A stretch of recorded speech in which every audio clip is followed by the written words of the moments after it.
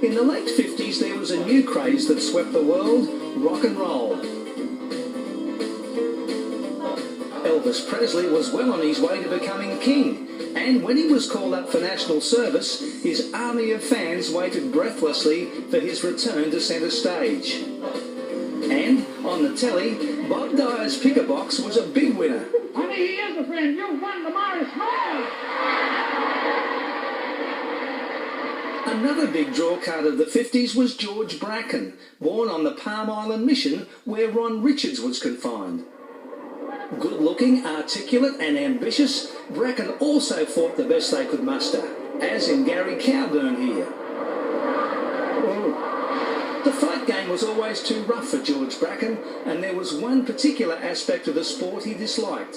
I hated fighting Aboriginal boys because I knew we were in there to make a quid for ourselves, and I knew how hard we had to go to get something to get for somewhere. George worked on a cattle station in North Queensland, busting broncos before linking up with Jimmy Sharman, then finally finding himself in Geelong, where he became a pro fighter. Over the next 10 years, he fought some boxing classics with Colin Clark, Maxi Carlos, David Ovid and Wally Taylor, and in this fight with Aldo Pravasani for the Australian lightweight title in Melbourne. But there was one victory above all that brings George his greatest satisfaction. It started at the weigh-in for his big upset over Johnny Van Rensburg when the South African made a racist remark.